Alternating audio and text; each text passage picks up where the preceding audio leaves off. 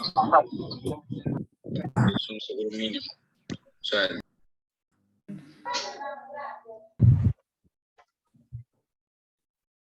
Right.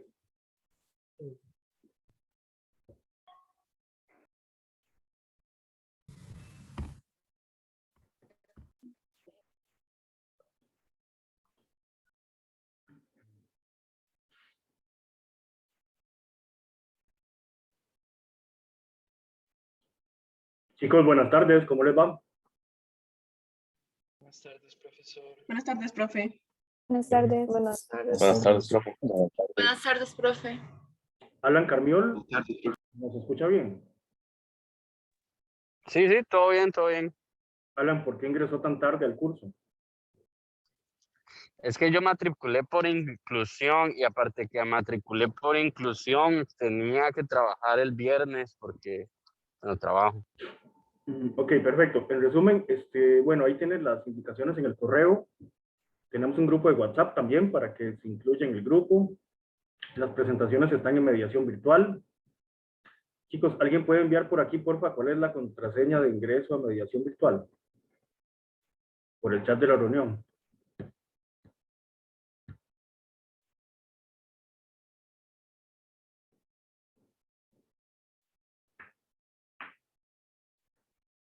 Gracias, André. Entonces, con esa contraseña se matricula en el entorno virtual. Ahí descarga las presentaciones. Las presentaciones están organizadas por carpetas. Entonces, hay 3 carpetas. Una para el primer parcial, otra para el material del segundo parcial y otra para el material del tercer parcial. Ustedes siempre tienen que leerse el material y estudiarlo bien antes de cada clase, todo el tiempo, siempre. Yo voy a comenzar las clases a hacer directamente los problemas o las consultas, pero no me voy a meter mucho tiempo a ver las dudas conceptuales. Si ustedes tienen alguna duda conceptual, por supuesto que la veremos, pero yo voy a suponer que ya se leyeron todo el material, que ya escucharon los audios de las presentaciones y también que ya hicieron los problemas que yo les dejo en las presentaciones. Entonces, en todas las clases, yo supongo que ya ustedes estudiaron todo el material. Si en algún momento ustedes están viendo esto en chino, es porque no están estudiando previamente el material. Eso es muy importante. Después, recordarles que los exámenes son presenciales. Son viernes a las 5 p.m. en la misma fecha que están en la carta del estudiante. La carta del estudiante, o sea, el programa del curso, está en la página del entorno, en mediación virtual. Y para eso necesita la contraseña que ya le acaban de pasar. Yo siempre grabo las clases, luego las subo a YouTube y ahí les están pasando los links. No sé si tienen alguna consulta por ahora. No, todo bien, todo bien. Muchas gracias, más bien. Ok, con mucho gusto. Bueno, chicos, vamos a comenzar entonces con el siguiente tema. Me avisan cuando ven la presentación.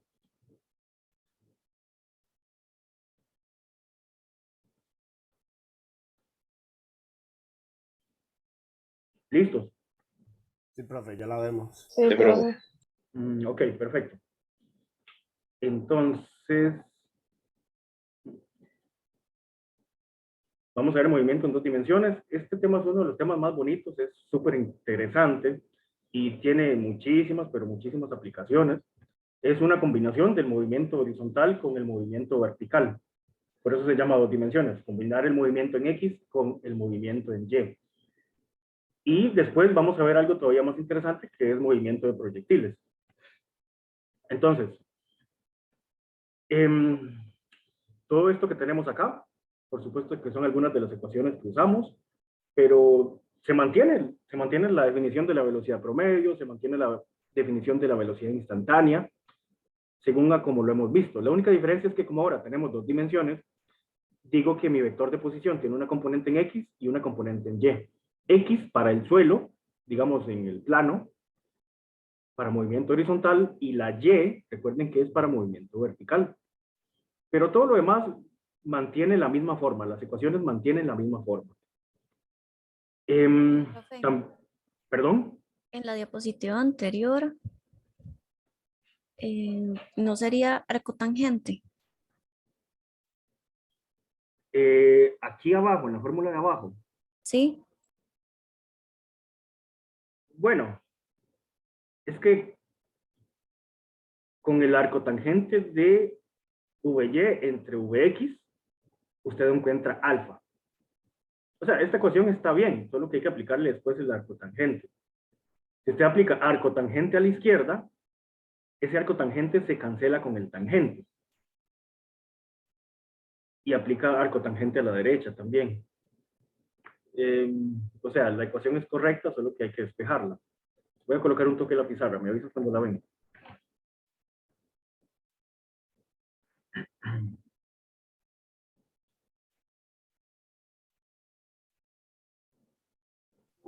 Todo, profe.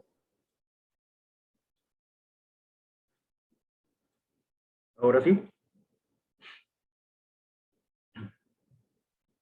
¿Ya se ve la pizarra? Sí, profe, ahora sí. Ok, o sea, en resumen, la fórmula que ustedes tienen ahí dice, ¿qué es lo que dice? Que tangente de alfa es igual a VY entre VX. O sea, la componente Y entre la componente X. Si usted aplica arco tangente a la izquierda y también aplica aquí arco tangente a la derecha, recuerden que el arco tangente es la función inversa de la tangente. En este momento, este arctan se cancela con el tan. Y usted obtiene que alfa es igual a arctan de VY entre VX, como lo hemos visto siempre. Pero es la misma ecuación, simplemente que no está despejada. ¿Quedó claro? O sea, Sí, gracias. yo apliqué a la izquierda y a la derecha la misma función, la función arco tangente. El arco tangente se cancela con tangente y me queda despejado alfa. Y a la derecha me queda arco tangente de la componente Y sobre la componente X. ¿Listo?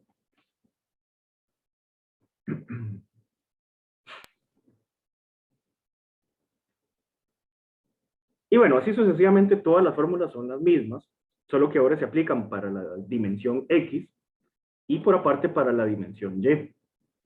Aquí les dejé este ejercicio y para el compañero nuevo, pues siempre yo les dejo ejercicios que tienen que analizar, que tienen que ver y todo el tiempo, pues además de eso, tienen que ver que a veces les mando soluciones.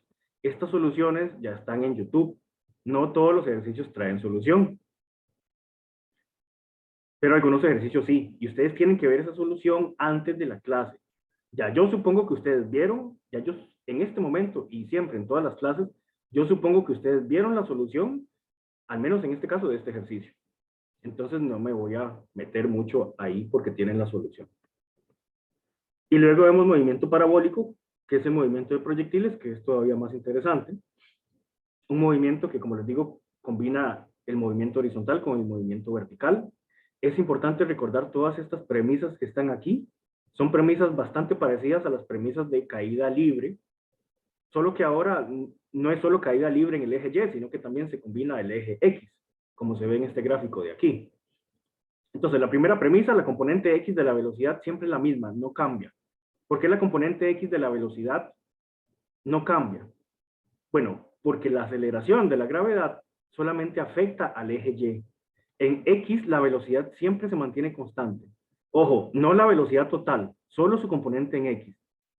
La velocidad inicial en X de un proyectil se mantiene en todo el recorrido, siempre. La del eje Y no, la componente Y de la velocidad sí cambia, porque la aceleración de la gravedad la afecta. Pero la gravedad no afecta al eje X, la gravedad solamente afecta a los movimientos verticales, o sea, en Y. Luego, si se sale y se llega a alturas iguales, el ángulo inicial y final de la parábola es el mismo. O sea, aquí, por ejemplo, si sale el proyectil de aquí, sube y luego cae, y cae en la misma altura de donde fue lanzado, este ángulo de aquí, alfa, también se haría aquí, en esta parte. Aquí tenemos también el mismo ángulo alfa. O sea que si este vale 10, aquí al final va a valer 10 también, si hay simetría. Luego, la altura máxima se alcanza cuando la componente Y de la velocidad se hace 0. O sea, aquí en este punto, en la altura máxima, la componente en Y de la velocidad va a ser 0. La componente X no. Recuerden que la componente X siempre se mantiene constante, nunca cambia. Y es la misma que cuando se lanzó. Pero la componente en Y sí se hace 0. En el punto de altura máxima, básicamente el objeto en Y deja de subir, se mantiene constante y luego comienza a caer nuevamente. Luego, el tiempo en alcanzar la altura máxima es el mismo que en descender, siempre y cuando, como les digo, la distancia desde aquí hasta acá sea igual que la distancia desde acá hasta acá abajo. En ese caso, el tiempo subiendo es igual que el tiempo bajando. Y luego, la distancia recorrida en el eje X se llama alcance horizontal. A veces se le llama R mayúscula. A veces se le llama X, o a veces se le puede decir también delta X. Cualquiera de esas tres cosas significan el alcance. ¿Qué es el alcance? Todo lo que el proyectil viaja horizontalmente. Desde donde sale hasta donde llega, pero medido solo en X, horizontalmente. Ese es el alcance. Aquí las ecuaciones que vamos a usar son las mismas que teníamos desde antes, solo que en el eje X la aceleración vale 0, eso ya lo mencioné. Y como la aceleración vale 0, la velocidad en X siempre se mantiene, nunca cambia. La velocidad donde sea siempre es la misma en X. Y por eso la posición de la coordenada en X utiliza esta ecuación, sin aceleración. Pero en el eje Y, recuerden que en Y la gravedad sí afecta el movimiento. Y la aceleración de la gravedad es básicamente la aceleración que vamos a colocar en el eje Y. Menos la magnitud de G, o sea, menos 9,8 siempre. Hablamos mucho de esto en las clases pasadas. Siempre, siempre, siempre necesitamos colocar este negativo en la gravedad. Aquí igual. Y después, esto importante, esto se los mandé ayer, recuérdenlo, ¿verdad? Para alcanzar una distancia máxima de lanzamiento, el proyectil tiene que lanzarse a 45 grados. Y bueno, para que quede más claro, vamos a hacer este ejercicio. Chicos, recuerden, incluso para el compañero nuevo, yo siempre comienzo haciendo ejercicios desde los más básicos y luego posteriormente vamos subiendo el nivel. Porque la idea con mis ejercicios es que mis ejercicios ayudan a explicar los conceptos. Entonces, haciendo ejercicios un poco básicos, ustedes entienden cómo se aplican los conceptos. Y luego vamos subiendo poco a poco el nivel. Este ejercicio es muy fácil, pero bueno, hay que hacerlo. Tenemos un proyectil que sale del nivel del suelo con una velocidad inicial de 50 metros por segundo a 60 grados por encima de la horizontal sin que sufra resistencia del aire. Vamos a analizar proyectiles sin considerar el rozamiento. Hablamos de esto también en las clases pasadas. Vamos a suponer que el aire no existe y que por tanto el aire no frena al objeto. Lo cual es bastante cierto en algunas condiciones de las cuales hablamos también en la clase pasada. Entonces no vamos a considerar rozamiento con el aire para que los cálculos sean un poco más sencillos y que sean más o menos 95% correctos.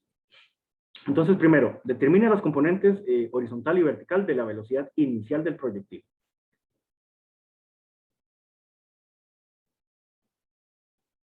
¿Ya ven la pizarra?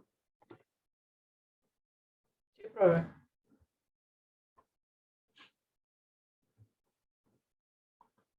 Ok, a ver, nada más anotando los datos. ¿Cuál es el vector de velocidad inicial?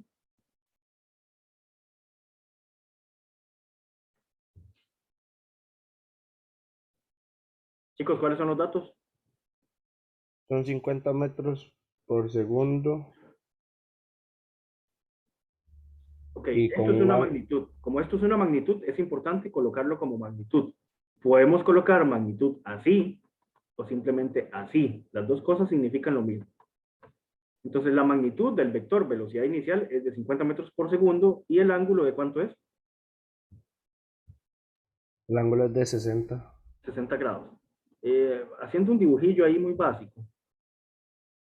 Tenemos entonces el eje Y, tenemos por aquí el eje X. Y bueno, coloquemos esa información. Entonces, este proyectil se lanza originalmente como en esta dirección, más o menos. Y luego él sigue, pero está siendo afectado por la gravedad verticalmente, entonces alcanza el punto máximo y luego cae nuevamente. Esto es una parábola. Si graficamos ese movimiento se ve una parábola, por eso se le llama movimiento parabólico. Este punto de aquí, entonces, va a ser el punto de altura máxima. Desde acá hasta acá, entonces tenemos la Y máxima. Aquí tenemos el ángulo de lanzamiento, que son 60 grados. Nuestro vector de velocidad inicial, bueno, es 50 metros por segundo.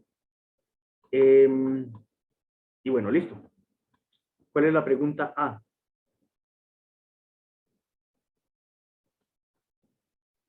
Determine la componente horizontal y vertical de la velocidad inicial del proyectil.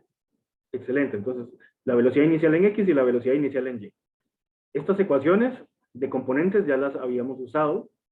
Esto simplemente es la velocidad inicial por el coseno del ángulo y esto es la velocidad inicial por el seno del ángulo. ¿Cuánto vale la velocidad inicial? Bueno, 50. si este de aquí, este y este, recuerden que son las magnitudes. Entonces simplemente esto es 50 por el coseno de 60 y esto es 50 por el seno de 60. ¿Cuánto da eso? 25 y la otra sería 25 por raíz de 3. En números simples decimales, ¿cuánto es? 43.3. ¿Cuánto, perdón? 43.3. Ok, gracias.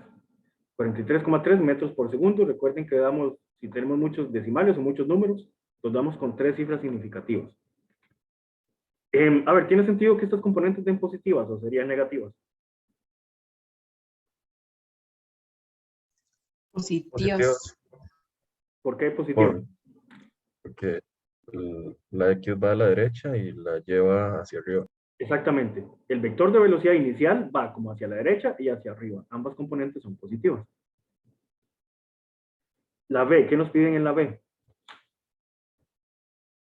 ¿Cuánto tarda el proyectil en alcanzar un punto más alto? Ok, el tiempo en llegar a la altura máxima. Es que casi no se lo escucha. Sí, a la altura máxima. Ok, necesitamos el tiempo en llegar a la altura máxima.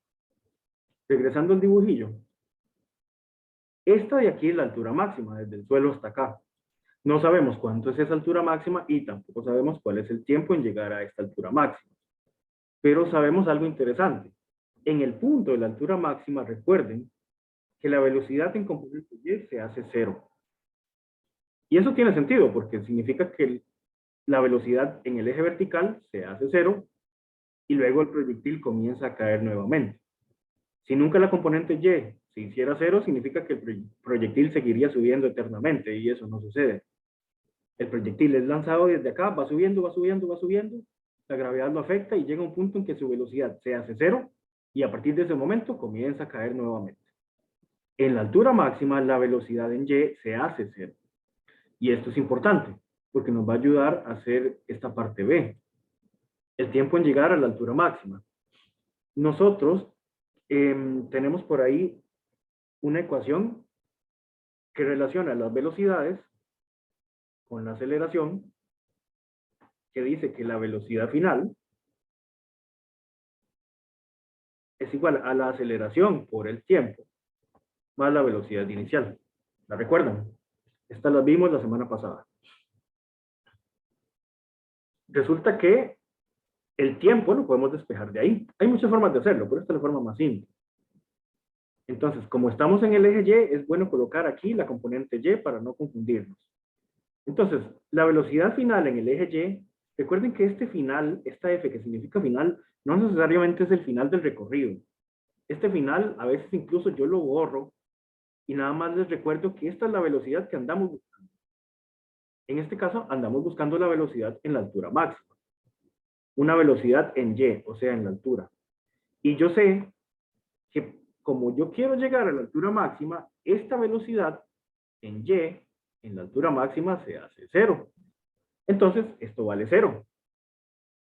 Simplemente lo cambio por cero. La aceleración siempre es menos 9,8 por el tiempo, más la velocidad inicial en Y. ¿Cuánto es la velocidad inicial en Y? Ojo, en Y. 0. Cero. Perdón, 40 y 43.3. Sí, ¿verdad? Vean que no usamos 50. 50 es el vector total de velocidad inicial. Su vector total de velocidad inicial son 50. Pero en esta fórmula que tenemos no usamos el vector total. Usamos la componente en Y. Y ya la habíamos sacado. Nos dio 43,3. Profe, si ¿Sí? nosotros aplicamos la fórmula del vector, que es la raíz sobre esos y y x al cuadrado, digamos, nos daría ese 50, digamos. Entonces, ¿Cuál fórmula? No sé cuál es. La de sacar el vector, digamos, de la de rapidez, ¿o no? No, no confíen en eso. Porque esas fórmulas son para cuando usted tiene un vector recto que nunca cambia. Y nuestro movimiento parabólico, aquí parece ser una línea recta, pero no es una línea recta. Yo lo dibujo así como para que entiendan que inicialmente, infinitesimalmente, esto es recto. Pero vean que esto es curvo. Es una parábola. Por eso no podemos usar ese ángulo para sacarlo. No se confíen. Entonces de aquí despejamos el tiempo. ¿Cuánto da ese tiempo despejado?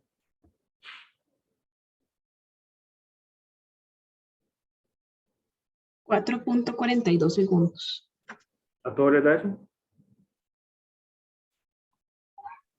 Sí, a mí también me dio eso. Bueno, Sí, gracias. eso. Como 42 segundos. Este es el tiempo entonces que tarda en ir desde dónde hasta dónde. Desde aquí, desde donde se lanza hasta acá, tarda 4,42 segundos. De hecho, ya con solo eso y con ver que este proyectil es simétrico, porque sale de altura cero y llega a altura cero, yo puedo saber cuánto tarda esta parte de aquí también, ¿verdad? ¿Cuánto tarda? Sí, lo mismo. 4.42. Exacto. Y a veces también usamos un término que se llama el tiempo de vuelo. El tiempo de vuelo es el tiempo total que el proyectil está en el aire. ¿Cuánto sería el tiempo de vuelo en este caso?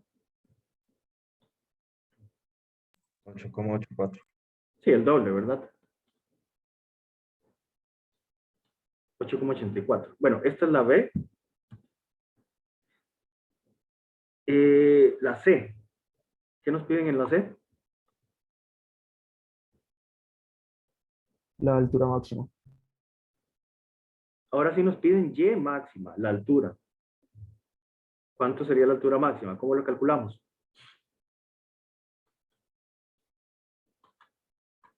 Repito, en la B nos piden cuánto tiempo tarda en llegar a la altura máxima. Solo el tiempo. Aún no conocemos la altura máxima.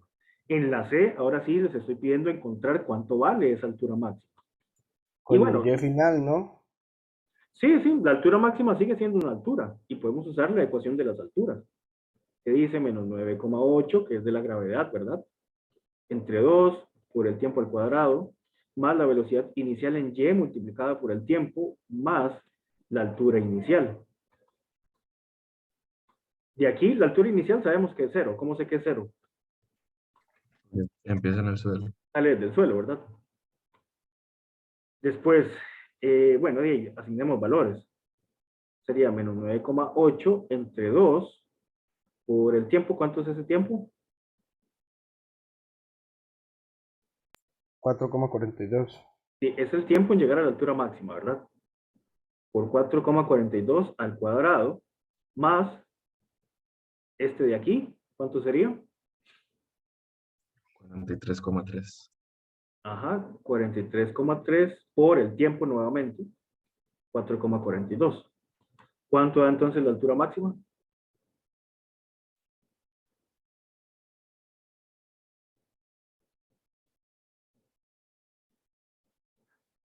$95,7. ¿A todos les da eso?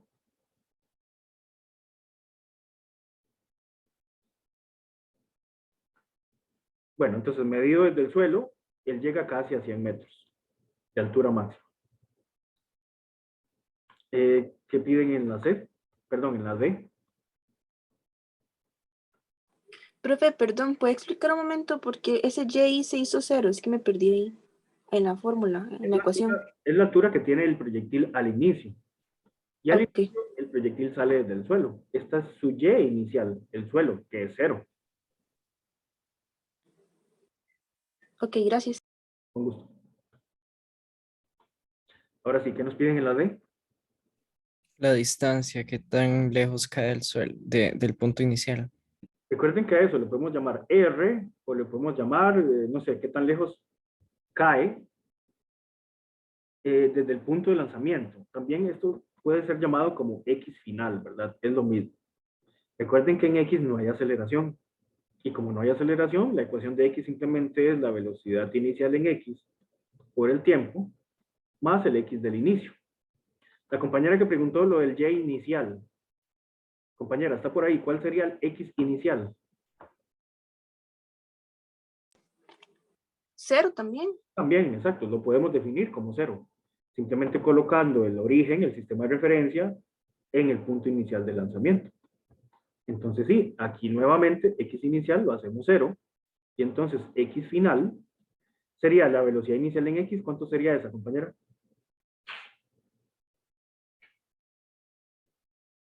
Perdón, profe, se le cortó. ¿Cuánto sería esta? La velocidad inicial en X. 0. La velocidad inicial en X. No estoy hablando de X inicial, ya sabemos que ese es 0. Ok, sí, 25, lo que habíamos sacado en la A. Exacto, 25. Multiplicado por este tiempo. ¿Cuánto es este tiempo? Chicos, ¿qué es este tiempo? Este tiempo puede ser muchas cosas. 8,84. Claro, 8,84 porque es el tiempo total, ¿verdad? Porque aquí lo que andamos buscando es toda esta distancia que se recorre horizontalmente. Desde aquí hasta acá. Andamos buscando toda esa distancia. Entonces necesitamos todo el tiempo de vuelo. Que ya lo teníamos, ¿verdad? Que era 4,42 multiplicado por 2. Por eso ese tiempo debe ser el tiempo total. ¿Cuánto era, perdón? 8,84. 8,84 segundos. Y bueno, ¿cuánto da eso? 221 221 metros. Recuerden, metros por segundo.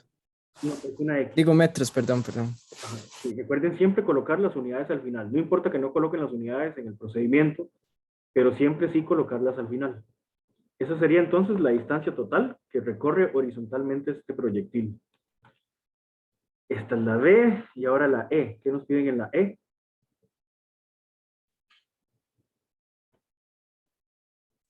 La componente horizontal y vertical de su velocidad en el punto de su máxima altura. Ok, ¿cuánto sería Vx en la altura máxima? ¿Y cuánto sería V en Y en la altura máxima? Vx es igual en todo momento y Ajá. Vy es 0. Excelente, tienen que recordar eso. V en X nunca cambia, siempre es la misma del inicio. ¿Cuánto sería?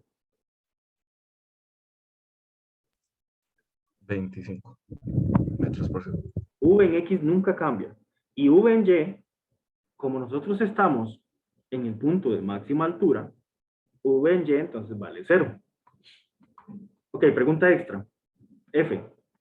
¿Cuánto valen las velocidades finales? Aquí, justo antes de chocar con el suelo. Aquí en el final. Lo mismo que al principio. A ver, ¿cuánto valdría V en X? Igual que al principio, 25 metros por segundo. Esta nunca cambia, siempre va a ser la misma. ¿Y V en Y? 43.3, menos 43.3. Exacto, menos 43.3. ¿Por qué negativo? Porque va para abajo. Claro, en ese punto ya él viene hacia abajo. Por eso su componente es negativo. Vale lo mismo que al inicio, solo que al inicio iba hacia arriba y aquí viene para abajo. La de X se mantiene y la de Y vale lo mismo que al inicio, solo que hay que ver la dirección. ¿Quedó claro? Sí, señor. Excelente. Ya ven la presentación nuevamente.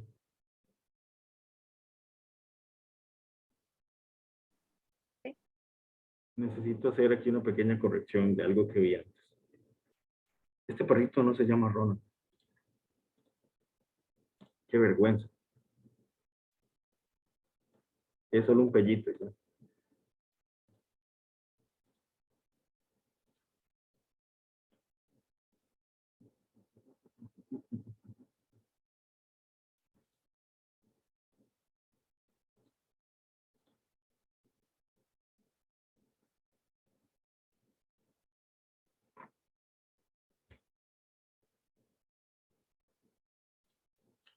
Siguen viendo la presentación, ¿verdad? Sí. Sí, profe. Bueno, hagamos este otro. ¿Alguien lo puede leer en voz alta, por favor?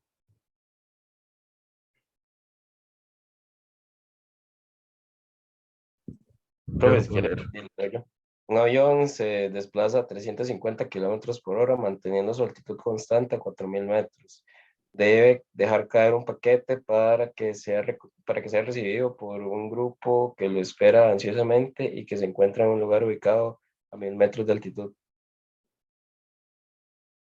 Leo las preguntas también. Solo Hacemos la primera, entonces. ¿Cuánto tiempo demora el paquete en caer? ¿Ustedes me escuchan bien o suena muy lejos? Siempre suena un poco como si hubiera una barrera en medio. Voy a comprarme un micrófono y audífonos para tener mejor comunicación. Ok, el 3. ¿Ya ven la pizarra? Sí. A ver, esto es un avión que tiene que dejar caer un paquete para que caiga de una gente que lo está esperando. Pregunta.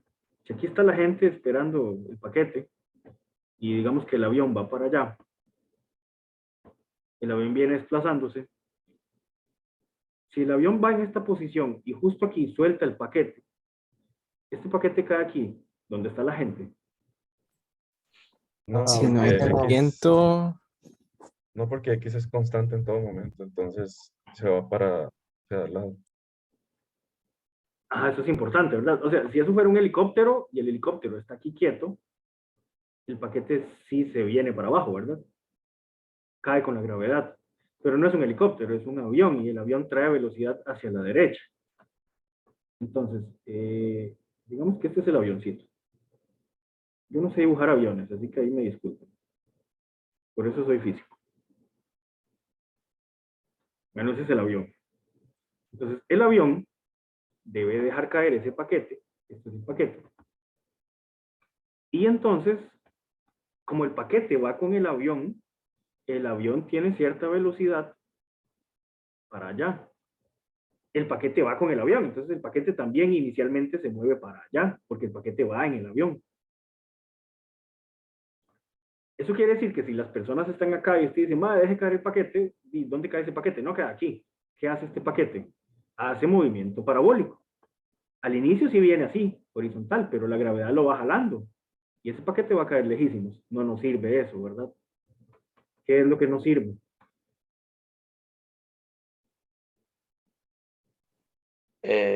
intentar lanzar el Dejarlo paquete caer antes. Sí, nos sirve dejar caer ese paquete antes. Digamos que aquí está la gente esperando el paquetillo. Y entonces, a este más se le quebró la cadera, perdón. Ya. Ya le pusimos ahí una prótesis. Ok, entonces el paquetillo viene por acá, ¿verdad? Y lo que nos sirve es dejar caer este paquete mucho antes para que este paquete haga algo como así, como una semiparábola. Y después caiga por acá. Y listo, felicidades. Entonces, precisamente nos están preguntando cuánto tiempo demora primero el paquete en caer. Y después, ¿a qué distancia el grupo de personas, medida horizontalmente, debe dejar caer el paquete para que cumpla con el objetivo? Entonces, definiéndolo de esta manera, yo puedo decir lo siguiente. Puedo decir, número 1, defino un nivel de referencia. Voy a definir un nivel de referencia en Y que pase por aquí. Y en X, similar. Este es el eje X. Esto es X y esto es Y. De esa manera, bueno, yo tengo algunas posiciones. Midiendo las posiciones del paquete, ¿cuál sería la altura inicial de ese paquete? 4.000 metros. Son 4.000 metros medido desde el suelo, ¿verdad? Desde aquí hasta acá. ¿Cuál sería la altura final de ese paquete? ¿A dónde debe llegar?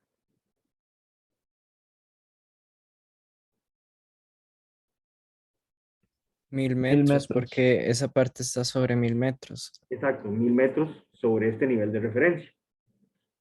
Muy bien. Veamos las velocidades iniciales del paquete.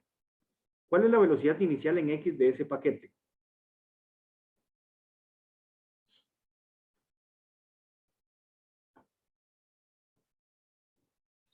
A ver, para La el del avión. sí, la del avión, porque el paquete va en el avión. ¿Cuál es la velocidad inicial en X del avión? 350 kilómetros por hora. Sí, pasemos los metros por segundo de una vez. ¿Cuánto dan metros por segundo? Recuerden que nunca trabajamos en kilómetros ni en horas. ¿Cuánto dan metros por segundo?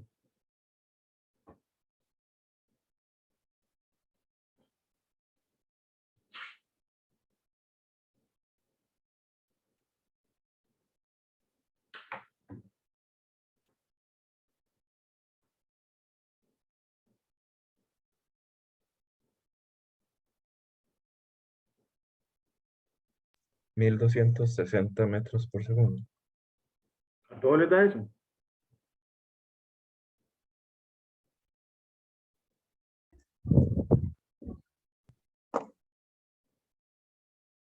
Multiplica por 3600 segundos, que dura una hora, y lo divide entre 1000 metros, que tiene 1 kilómetro, para obtener metros por segundo. No es al revés, más bien.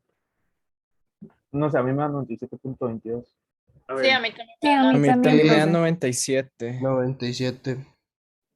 sí, ya a esta altura es una conversión muy simple, ¿verdad? Verifíquenlo. ¿Cuánto es? O sea, 1200 metros por segundo no creo. Eso es como el triple de la velocidad del sonido. ¿Cuánto sería? No, 97.22. Eso tiene más sentido. 97,2. ¿A todos les da eso? Sí. Sí, Sí. profe. Sí, profe. Ok, entonces esta también es la velocidad inicial en X del paquete, porque el paquete al inicio va con el avión. A ver, ¿cuál es la velocidad inicial en Y de ese paquete?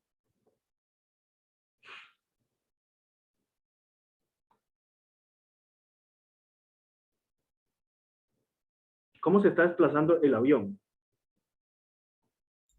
Sería 0. Supondría que 0 porque no dice que sube ni que baja, solamente que va adelante. Va horizontal. O sea, sí, si el avión fuera para allá, sí tiene componente Y, que sería positiva. Si el avión va en picada, como hacia abajo, también tiene componente Y, que es negativa. Pero este avión va horizontalmente. No tiene componente Y, su componente Y vale 0. Está justo sobre el eje X, un vuelo horizontal. Entonces, la velocidad inicial de este paquete, recuerden que es la misma velocidad del avión. Al inicio, este paquete, su velocidad inicial en Y, valga la redundancia, es 0, porque al inicio este paquete solo se mueve horizontalmente como se movía el avión. Ya después la gravedad va a ir afectándolo. Y la gravedad poco a poco le dice, mae, muévase para abajo, mae, muévase para abajo, mae, acelérese para abajo. Y siempre, siempre la gravedad le va a seguir haciendo eso, afectando solo su movimiento vertical, su velocidad en Y. Recuerden que la componente en X no se altera por la gravedad.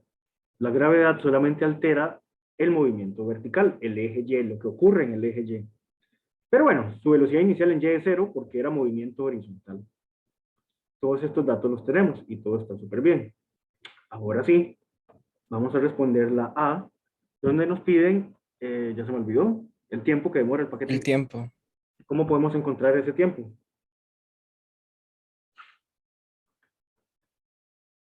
Bueno, igual podemos utilizar la ecuación de las alturas, que dice que la altura es igual a menos 9,8 entre 2 por el tiempo al cuadrado más la velocidad inicial en Y por el tiempo, más la altura inicial. Esta ecuación sirve demasiado, sirve para caída libre, pero también sirve para movimiento vertical de proyectiles, para la parte del eje Y. De aquí, ¿qué pasa con este término? Se hace 0, porque la velocidad inicial en Y es 0, entonces lo anulamos de una vez. Esto lo pueden resolver como una cuadrática o incluso se pueden dar cuenta que lo pueden despejar con una raíz. ¿Por qué? Porque esta Y de aquí es la Y final. ¿Cuánto vale Y final? 1000 metros. 1000. 1000. Esto es de la gravedad, que siempre está presente, recuerden el negativo. Esta es la variable que andamos buscando, el tiempo, más la altura inicial, que es de 4000. Esto lo puede despejar hasta mi hermanita que está en el cole. Simplemente este 4000 lo paso para la izquierda, ¿verdad? Si lo paso para la izquierda, tengo 1000 menos 4000, ¿cuánto sería?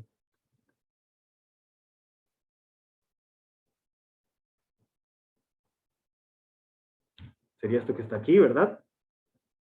Cancelo los negativos. Paso el 2 a multiplicar. 2 por 3000. Paso el 9,8 a dividir. Y este t cuadrado, ¿cómo se muere? Una raíz del otro lado. Y en vez del cuadrado, aplicamos raíz a los dos lados y listo. Esto sería el tiempo. ¿Cuánto tiempo es?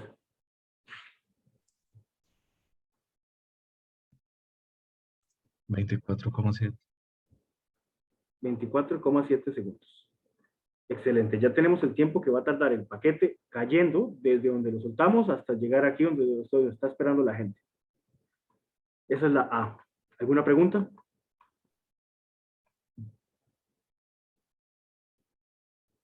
Bueno, vamos con la B. ¿Cómo hacemos la B? ¿Qué nos piden en la B? El recorrido. La medida, bueno, la distancia horizontal. ¿A qué distancia debe dejar caer el paquete para que cumpla con el objetivo? O sea, ¿qué nos están preguntando? Voy a marcarlo aquí en azul. No es que es agua, simplemente es para marcar el recorrido. Sería desde aquí, entonces desde el origen hasta acá. Este es el recorrido que andamos buscando. La distancia horizontal que recorre el paquete hasta llegar aquí al objetivo. ¿Cómo hacemos eso? Podemos usar la misma ecuación de antes. La posición final en X es la velocidad inicial en X por el tiempo que tarda, más la posición inicial en X. Nuevamente, aquí la posición inicial, esto es redundante. La posición inicial, pues, es 0.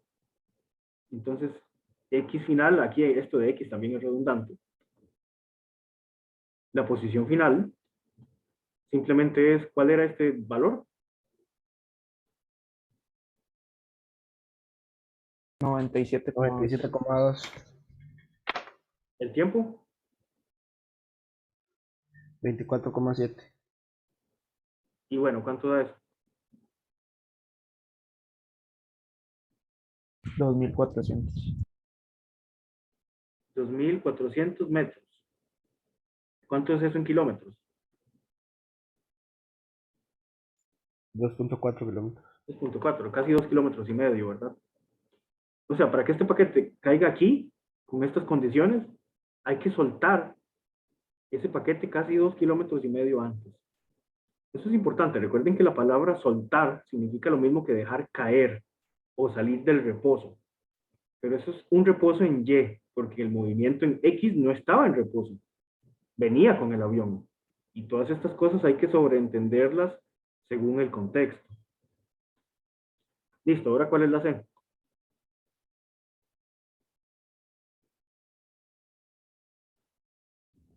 ¿Con qué rapidez es recibido el paquete? Rapidez con la cual es recibido el paquete. Hay que tener cuidado con eso. Porque cuando yo hablo de rapidez, yo les podría preguntar a ustedes por rapidez final en X. Pero no les estoy preguntando esto. Les podría preguntar por rapidez final en Y. Pero tampoco les estoy preguntando esto. ¿Qué es lo que les estoy preguntando? Les estoy preguntando por la magnitud del vector de velocidad final. O sea, por la rapidez final. La rapidez final simplemente es la raíz de la rapidez final en X al cuadrado más la rapidez final en Y también al cuadrado. Hay que tener cuidado con esto del lenguaje. Y eso sería la magnitud, ¿verdad? No el vector. Sí, exactamente. Sería lo que es lo mismo, la magnitud de ese vector. Ahorita vamos a aclararlo para que quede un poquito más claro. Bueno, este de aquí, este es fácil. ¿Cuánto vale este? En X. 97,2, lo mismo. Siempre es lo mismo, ¿verdad? Recordemos que en X siempre se mantiene. 97,2 metros por segundo. No hay mucho que pensar. Excelente, ya tenemos esta parte. Si yo les pido la dirección de eso, ¿cuál sería la dirección?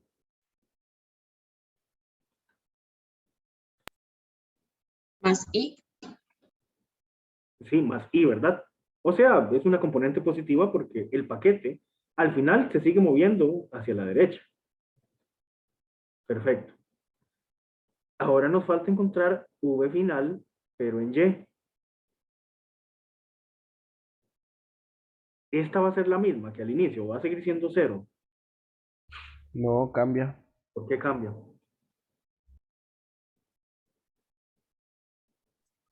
Porque la aceleración le ha aplicado una fuerza. Bueno, casi, porque la gravedad es una aceleración y la aceleración lo que hace es modificar a la velocidad. Entonces, sí, la aceleración de la gravedad sí afecta al movimiento en Y, al movimiento vertical. ¿Cómo podemos encontrar esta velocidad? Bueno, hay una fórmula. Velocidad inicial más A por T. Exactamente. Bueno, más menos G por T. Es lo mismo, ¿verdad? El orden de los factores no altera el producto. A por T más velocidad inicial en Y. Esta es la ecuación de siempre para la velocidad final. La velocidad inicial en Y la teníamos. Recuerden que era 0, porque al inicio era solo movimiento horizontal. ¿Esta aceleración cuánto es, compañero? Menos 9,8.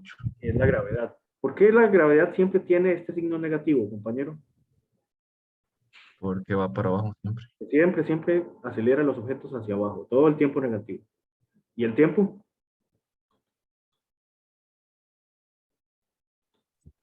$24,7. Ok, 24,7 segundos. Entonces, ¿cuánto da la componente final de la velocidad en Y?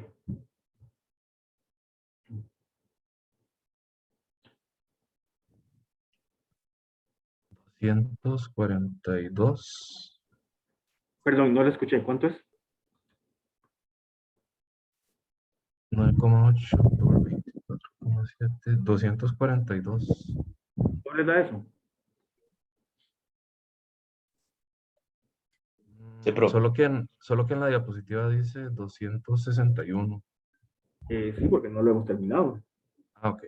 Esto que está acá es la componente en Y de la velocidad final, digamos.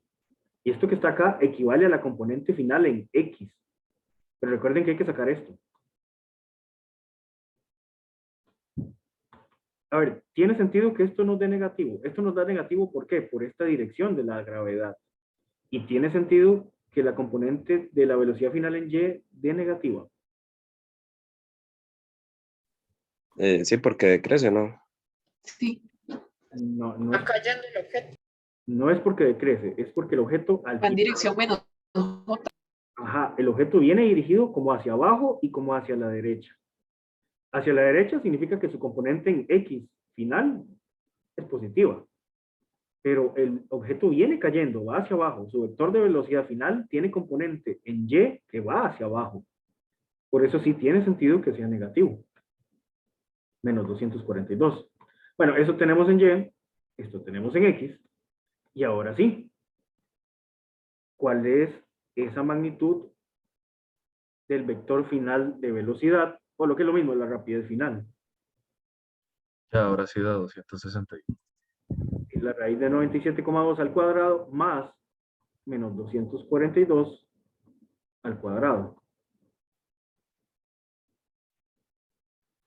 Y eso es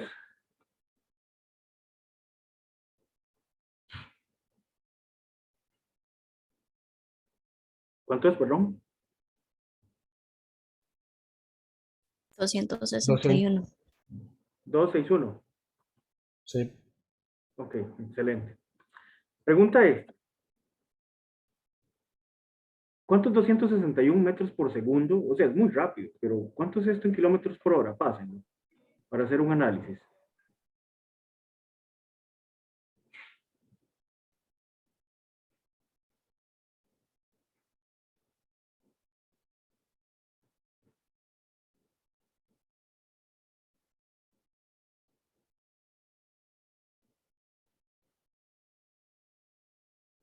¿Cuánto les dan kilómetros por hora?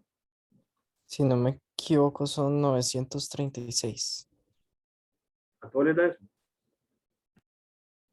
Mi media 939. A mí también. 939 o 36. Sí, 900, Seguro que sí, 939. profe, porque yo multipliqué por 3.6, lo más fácil. Bueno, debería ser igual. Bueno, 939. Esta vara es casi 1000 kilómetros por hora. ¿Qué es lo más rápido que han andado en carro o en moto? A ver, cuéntenme. 160. Yo en moto también he andado 160 y nunca más lo vuelvo a hacer. Pero en carro he andado 220 y nunca más lo vuelvo a hacer tampoco. Y esto es muy rápido. Imagínense un paquete cayendo a casi 1000 kilómetros por hora. A 80, dice Jason. Sí, bueno. Se puede andar a 80. De hecho, uno debería andar a 80. Uno a 80 llega a cualquier lado. Solo que cuando uno es muy fiebre le mete la pata y bueno, puede aumentar. Pero imagínense un paquete cayendo 1000 kilómetros por hora, maes. Nunca hemos visto nada que se mueva a esta velocidad. De hecho, esto es casi la velocidad del sonido. La velocidad del sonido, ¿saben cuánto es? Bueno, en promedio, en condiciones estándar de temperatura y humedad y en el aire, son más o menos casi 350 metros por segundo. Esto está muy cerca de la velocidad del sonido. Un paquete moviéndose a esta velocidad, ¿saben qué hago yo? Salgo corriendo, espantado, porque esa vara le cae a alguien y lo mató. Profe, la verdadera pregunta del problema es si el paquete cayó entero o se partió ¿Usted en qué cuántos opina? pedazos. Exactamente, ¿verdad? Ese paquete quedó hecho trizas. Esa sería otra pregunta. Verifique la integridad del paquete. Pero bueno, es nada más para que tengan una idea de que va sumamente rápido. Y mi pregunta es, ¿por qué llega tan rápido? ¿A qué se debe conceptualmente que ese paquete llegó tan exageradamente rápido al suelo? No estamos tomando Tal en vez cuenta por la las, resistencia del aire. A tal ver, vez por la aceleración de la gravedad, esa es una. supongo. Esa es una. Y también que lo están dejando caer a 4000 metros. Esa es otra. Claro, le da más chance cada vez de ir acelerando más. Claro, la altura total son 3000, ¿verdad? Pero imagínense, tiene chance de acelerar durante 3 kilómetros. Esa es una razón, muy bien. La otra es que la gravedad lo va acelerando en todos esos 3000 metros. Y estamos Y asumiendo que no hay resistencia de aire. también, ¿verdad? Si ya consideramos esto un poco más realista, él cae rápido, pero no tan rápido. Y hay otra muy importante que no están viendo. Y la matemática lo dice. Véanlo aquí. Las dos cosas que más están influyendo en este cálculo son este número y especialmente este número.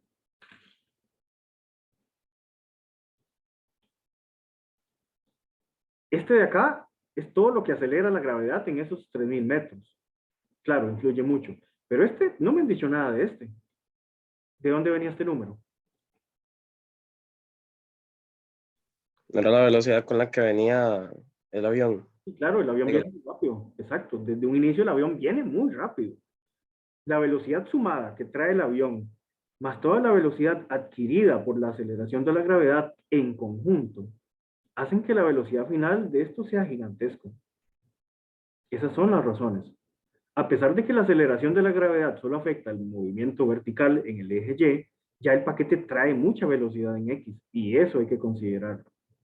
Entre más rápido vaya ese avión, aunque solo se mueva en X, eso va a afectar al movimiento final. En paracaidismo, ¿cuántos metros del suelo lo soltarán a uno? No tengo idea, Luciana. De hecho, quiero hacer paracaidismo, nunca lo he hecho. ¿Alguien lo ha hecho de casualidad?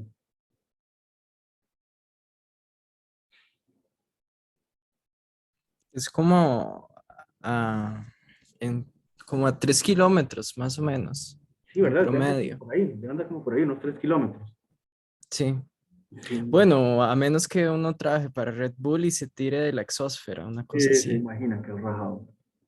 Para poder ver la curvatura de la Tierra, tomar fotos y mandárselo a los terraplanistas. Uy, disculpen si hay terraplanistas, pero más No, no. profe, le van a decir que es un lente Sí, angular.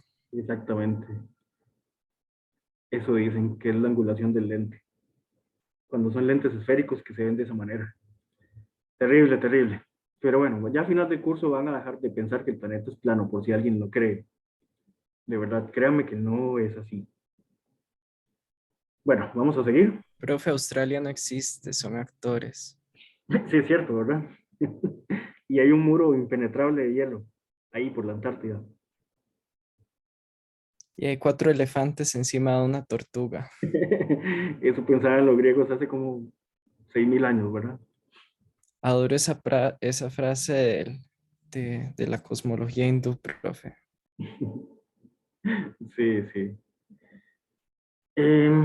Ok, básicamente ahora en adelante son ejercicios de tarea.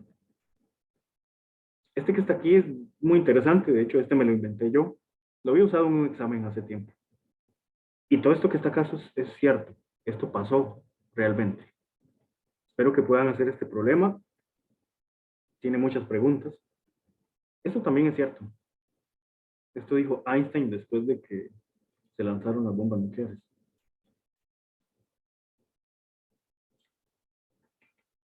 ¿Se imagina, profe, que de sus mejores aportes hayan hecho una cosa tan fea? Sí, sí, da para pensar mucho, ¿verdad? Pero bueno, al final la ciencia no es mala ni es buena. De hecho, la ciencia va más allá del bien y del mal. Al final las aplicaciones que les demos los seres humanos, pues son los que marcan la diferencia, ¿verdad? Pero sí es interesante, como usted lo dice, que sea como sea, es un gran aporte de él. Y está bastante interesante. Einstein en realidad no aportó tanto a las bombas nucleares. Casi que lo que hizo fue una carta política, porque tenía mucha fuerza política. Einstein solo le dijo al presidente como, hey, bombardea 2 atomitos y cosas interesantes van a suceder. Sí, sí, sí. En realidad, digamos, la base de las bombas nucleares es la física nuclear. Y la base de la física nuclear es la mecánica cuántica. Einstein ni siquiera creía en la mecánica cuántica. Creo que el mayor aporte que dio Einstein para esto fue la fórmula E es igual a mc cuadrado, y nada más. Todo lo demás lo hizo la mecánica cuántica, y la mecánica cuántica se hizo entre Fermi, Dirac, Heisenberg, Schrödinger, son varios, pero Einstein más bien era detractor de la mecánica cuántica, y por tanto no creería en la física nuclear, porque la física nuclear está basada en la mecánica cuántica. Y sin física nuclear no se pueden hacer bombas nucleares. Por cierto, nada más para asuntos del lenguaje, se dice bomba nuclear, no se dice bomba atómica. Eso me recuerda un episodio de Los Simpsons, pero es en serio, de verdad. Se dice bomba nuclear, porque se despedazan los núcleos. Cuando los físicos hablamos de la materia, podemos hablar de la materia a nivel de tejidos, por ejemplo, los tejidos que conforman los órganos del cuerpo, pero los tejidos están conformados por células, y las células están conformadas por moléculas. Las moléculas son agrupaciones de muchos átomos. Y resulta que cada una de esas moléculas individualmente, si uno las despedaza, tiene átomos. Los átomos es básicamente, o cuando hablamos de física atómica, es como la periferia de los átomos, casi que solo su nube electrónica. Y ya cuando nos metemos al núcleo, ahí sí hablamos de física nuclear. Entonces es más correcto decir bomba nuclear que bomba atómica. Una bomba atómica es básicamente cualquier cosa que pueda desgarrar la nube electrónica de los átomos. Una bomba nuclear es algo que desgarra los núcleos de los átomos. Entonces se dice bomba nuclear, no bomba atómica. Muchas gracias por eso, ¿verdad, profe? Yo no encontraba la respuesta. Sí, esa es la respuesta. Ahí el meme de Homero. Homero en algún lugar, en algún momento dice atómico. Se dice atómico, pero Homero es un idiota. Igual, Homero, a mí me encanta el personaje como tal, pero hay que decir las cosas como son, ¿verdad? A ver, este queda tarea, esto queda tarea. Este incluso tiene solución, este es muy, muy importante, porque este es un ejercicio algebraico. Necesito que vean la solución, ahí ya la tengo en YouTube desde hace tiempo. Este de acá queda de tarea también. Y luego pasamos a ver movimiento circular. En el movimiento circular hay varias formas de analizarlo. Puede ser con un círculo, coordenadas polares, que ya conocen desde cálculo 2. Usted puede tener un punto y las coordenadas de este punto usted las puede dar en X o en Y, o puede utilizar un radio y un ángulo. Si utilizamos X y Y para las coordenadas de este punto, es un plano cartesiano o coordenadas cartesianas, pero si utilizamos un radio y un ángulo, le llamamos coordenadas polares. Todos sabemos eso. Esto es importante conceptualmente, ¿verdad? Si algo se mantiene en movimiento circular o en movimiento curvo, es porque existe una aceleración radial. Se le llama formalmente aceleración radial, pero como va dirigida hacia el centro, se le llama aceleración centrípeta. Cualquiera de los dos son correctos. Esto es importante, ¿verdad? Cualquier objeto que se mueve de forma curva, o sea, no en una línea recta, está acelerado, incluso cuando no cambia la rapidez. Porque a pesar de que la rapidez puede mantenerse constante, la dirección sí está cambiando. O sea, un ejemplo de esto es, digamos que alguien se mete en una rotonda y no sabe salir de la rotonda. A veces pasa. Entonces, alguien se mete en una rotonda y siempre va a 30 kilómetros por hora, supongamos. Ya ven la pizarra, ¿verdad? Sí, brother. Ok, en el movimiento lineal, antes de hablar de la rotonda, si aquí tenemos un carrito y este carrito se mueve para allá siempre a velocidad constante, su aceleración tangencial vale 0. ¿Ok? Pero puede ser que la aceleración tangencial en esta línea no valga 0. Si esta aceleración tangencial es, no sé, 2 metros sobre segundo al cuadrado, significa que su velocidad lineal es lo mismo que tangencial, son sinónimos, recuerden, tangencial es lo mismo que la velocidad lineal común y corriente. Si yo tengo aceleración tangencial, entonces mi vector de velocidad tangencial va a aumentar. La velocidad tangencial cambia y él se acelera, se mueve más rápido, en línea recta. ¿Ok? Ahora, si yo estoy con este mismo carrito, pero ahora estoy en una rotonda, puede ser que mi carrito, digamos que va siempre a 30 kilómetros por hora. Y se mantiene aquí nada más dando vueltas, todo el tiempo. Ahí va el carrillo dando vueltas, porque la persona no sabe salir de la rotonda. Si siempre va a 30 kilómetros por hora, alguien podría decir que no tiene aceleración, porque su velocidad es constante. Pero no es tan cierto. Lo que es cierto es que la magnitud de la velocidad sí es constante, pero no la dirección. En este punto de acá, el vector de velocidad va para allá. El vector de velocidad tangencial es tangente a su trayectoria y va en esta dirección. ¿Pero en qué dirección va la velocidad aquí, en este punto? Más bien va para allá. Entonces vean, la dirección de la velocidad sí está cambiando, a pesar de que aquí también puede tener una rapidez de 30 kilómetros por hora. Entonces, aunque la rapidez sea la misma, si algo se está moviendo en un círculo o de forma curva, la velocidad sí va a estar cambiando.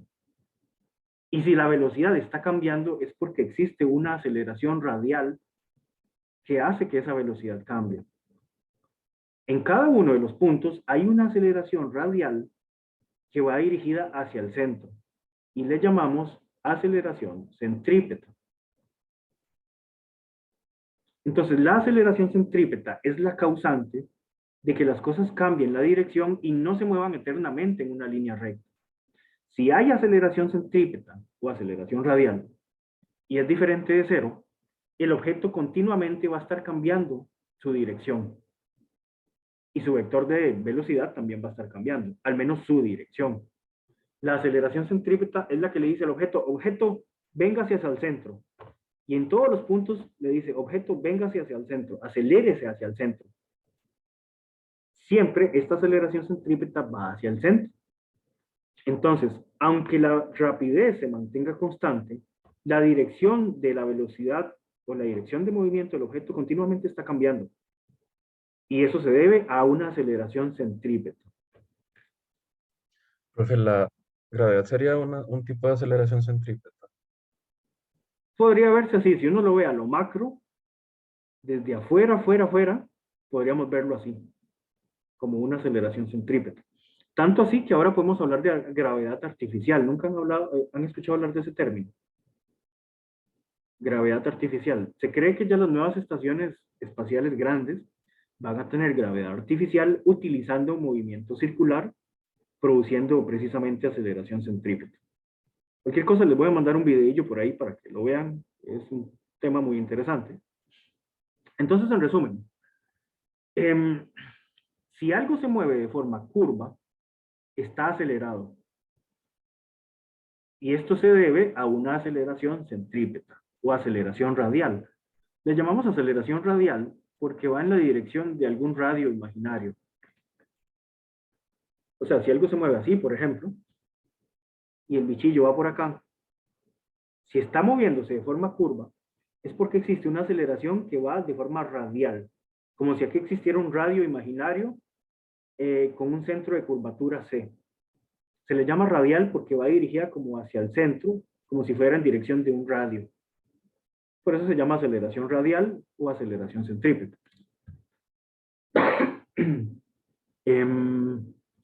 Ok, siguiendo. Esto ya lo dije también. La componente tangencial de la aceleración, o sea, la que es paralela a la trayectoria, me hace cambios en la rapidez. Cambios lineales, que la rapidez aumente, que pase de 30 kilómetros por hora a 40, por ejemplo. Pero la componente normal de la aceleración, o sea, la que es perpendicular a la trayectoria, o sea, la aceleración radial, radial es lo mismo que normal, es lo mismo que perpendicular, esa aceleración radial hace que cambie la dirección y hace que se mantenga de forma curva o en un círculo. Aquí, por ejemplo, si el objeto está aquí en este punto y tiene aceleración tangencial diferente de cero, entonces él va a aumentar su rapidez. Pero si además tiene aceleración radial diferente de cero, él se va a curvar, no va a ir en línea recta. Para que vaya en línea recta, la aceleración radial debe valer cero. O sea, cero aceleración centrípeta. Pero si algo tiene aceleración centrípeta, ya no va a ir en línea recta, va a ir de forma curva. Y la aceleración tangencial es responsable de los cambios en la magnitud de la rapidez, que vaya a 30, luego 40, luego 50 y así sucesivamente. Entonces, la aceleración tangencial es responsable de cambiar la rapidez, de aumentarla o disminuirla. Pero la aceleración radial es responsable de cambiar la dirección. Así se puede resumir. Vean que siempre la aceleración radial va dirigida hacia adentro de un círculo imaginario, como hacia el centro. Cuando el punto va por acá, la aceleración radial va hacia adentro, como hacia el centro de este círculo imaginario. Siempre, siempre de esa manera. Y bueno, esto nos define los tipos de movimiento circular. Hay un tipo, que es cuando la rapidez es constante, y hay otro tipo cuando la rapidez no es constante. Si la rapidez es constante, se llama movimiento circular uniforme. Y si la rapidez no es constante, se llama movimiento circular no uniforme. En el caso del movimiento circular uniforme, simplemente es que algo está dando vueltas, siempre al mismo ritmo, con el mismo periodo. Si hay aceleración radial, o sea, aceleración centrípeta, que es perpendicular a la trayectoria. Y se calcula así, muy fácil, v al cuadrado entre el radio. Este menos, ¿qué indica este menos?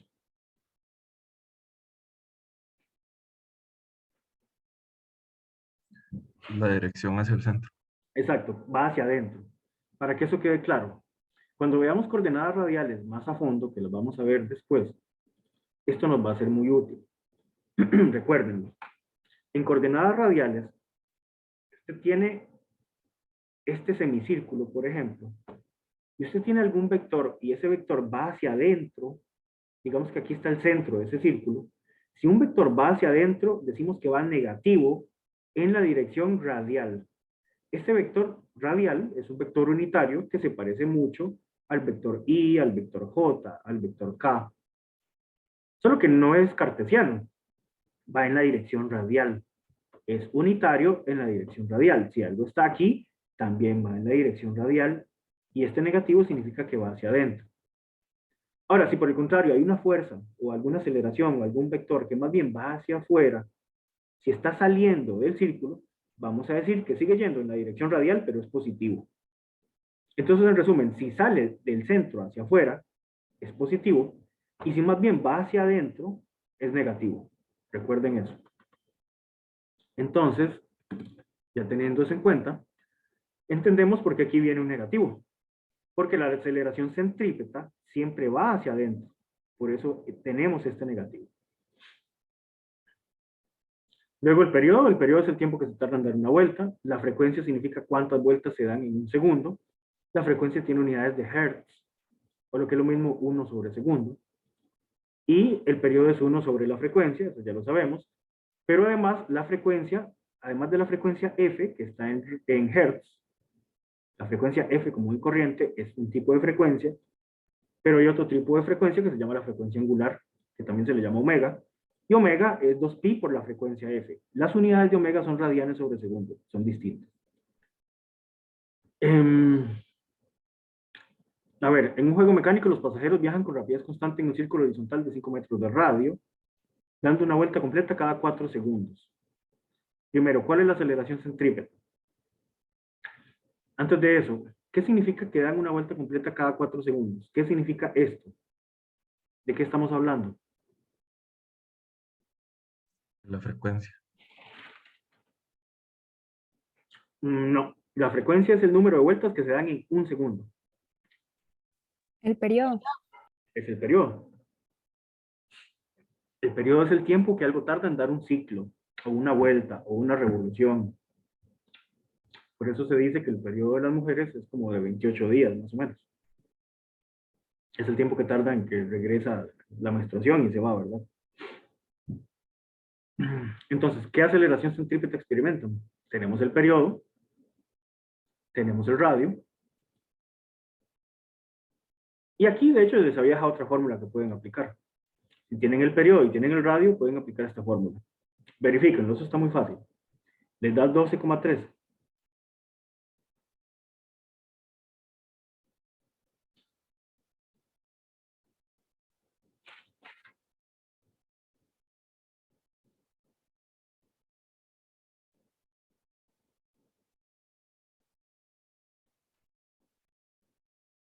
Sí.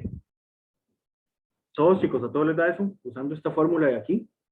Con esta también podemos sacar la aceleración centrípeta. Nada más recuerden que este negativo es porque va hacia adentro. Yo puedo sacar ese negativo y simplemente colocarlo aquí al frente, ¿verdad? 12,3 metros sobre segundo cuadrado en dirección radial. Ahora, aceleración centrífuga. La aceleración centrífuga es exactamente igual que la centrípeta, solo que va hacia afuera. La centrípeta va hacia el centro, hacia adentro, y la centrífuga va hacia afuera. Si va hacia afuera, ¿cómo es su coordenada radial? ¿Positiva o negativa?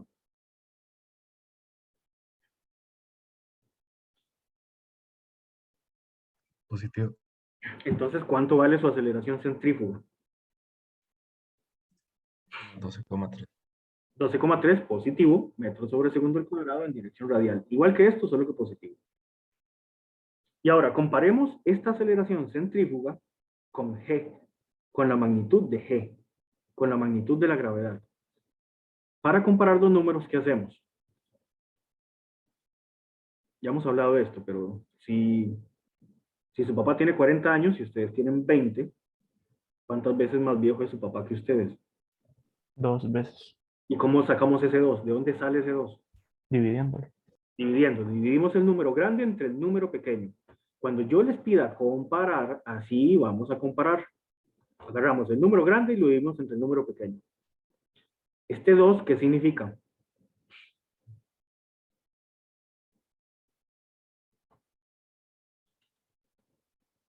A ver. ¿Cuántas veces más viejo es su papá que usted? 2 veces. Frecuencia. Cuando comparemos, siempre dividimos el número grande entre el número pequeño. Entonces, comparemos la aceleración centrífuga con la gravedad. ¿Cuánto les da? La aceleración centrífuga, ¿cuánto es? ¿Cuánto nos dio? 12,3 entre menos 12,3. 12,3 entre. Menos 12,3. No, porque lo que tenemos que comparar es la aceleración centrífuga. ¿Cómo se compara esta aceleración? Con G. Ah, con menos 9,8. Bueno, la magnitud de G. Vea que aquí no está vectorial, ¿verdad? Entonces es con su magnitud y todas las magnitudes son positivas. ¿Cuánto da esto? 1,26. ¿Qué significa ese 1,26? Es una tasa, Bueno, una significa razón. Que la aceleración es 1,26 veces más grande que la gravedad. exacto, que esta aceleración centrífuga de este caso da 1,26 veces más grande que la gravedad. Cuando Goku se fue para el planeta Kaio, si vieron Dragon Ball, ese planeta estaba a 10G, ¿lo recuerdan? Tenemos que ver el peso. El peso simplemente es la multiplicación de la masa por la gravedad. O sea que si usted multiplica 10G por la masa, obtiene peso.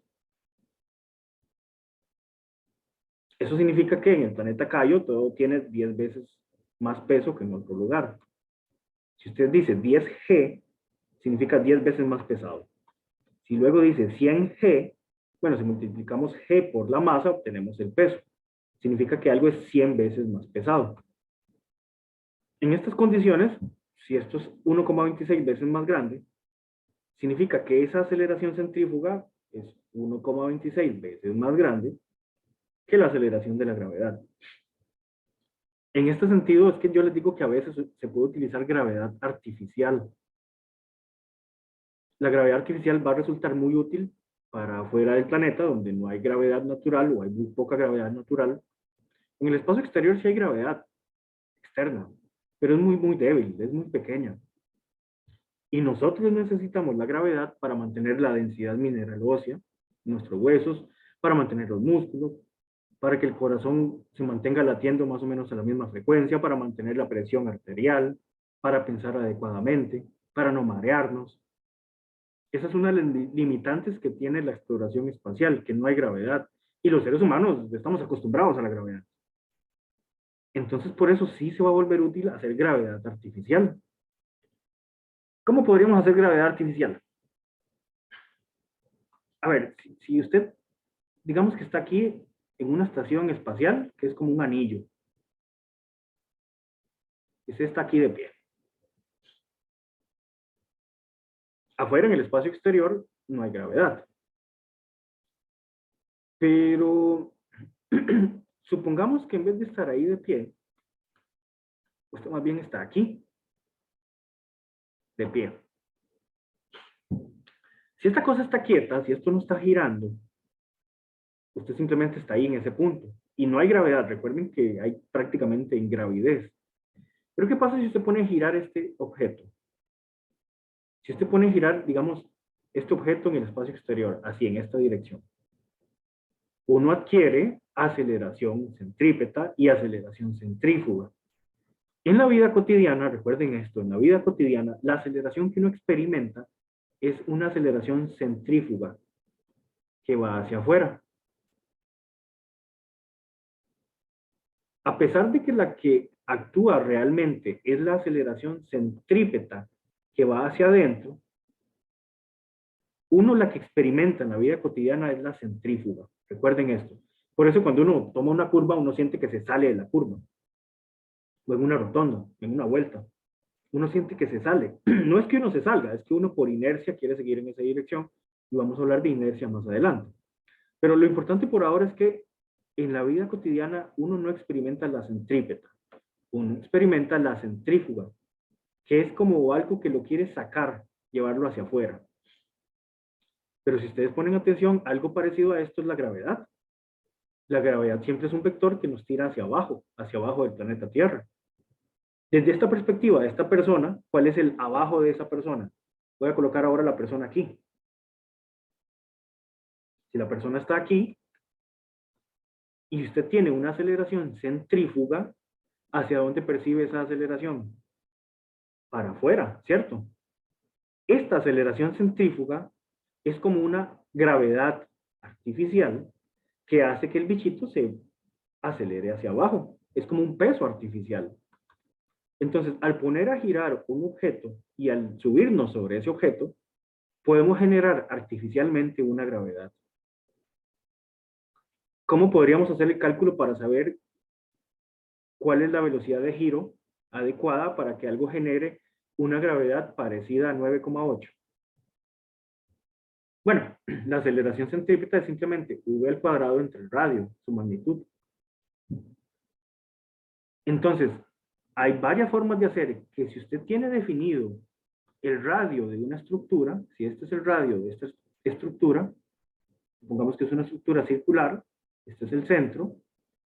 Si usted conoce el radio y conoce que quiere una aceleración de 9,8, entonces la aceleración centrípeta multiplicado por el radio me da v al cuadrado, v.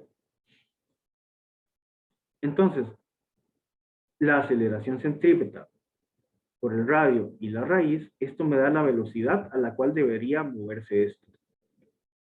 Recuerden que lo que queremos es que esta aceleración centrípeta sea igual o parecida a la gravedad, 9,8. Entonces, 9,8 por el radio raíz, esto me da la velocidad tangencial. Esta es una velocidad tangencial a la cual debería girar este objeto. Entonces, uno podría calcular la velocidad a la cual debe girar, no sé, la Estación Espacial Internacional para producir gravedad artificial. Y eso se va a hacer pronto, los chinos lo van a hacer, o esa es la idea. Hay especulaciones de que pronto lo van a hacer. ¿Ya ven la presentación?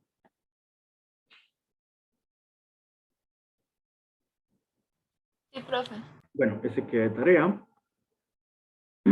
Y luego pasamos a movimiento circular no uniforme. Recuerden que no uniforme significa que la velocidad, bueno, la magnitud de la rapidez puede cambiar.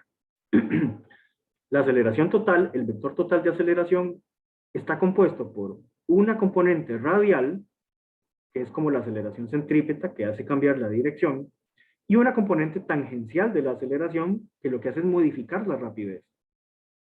La tangencial es común y corriente, recuerden esto, se los he dicho muchas veces. Si yo digo tangencial, es lo mismo que lineal. La aceleración tangencial es la aceleración común y corriente, la derivada de la velocidad con respecto al tiempo. Pero la aceleración radial, ya sabemos que es la aceleración centrípeta, menos v al cuadrado entre el radio. Otra forma de verlo es esta que está aquí.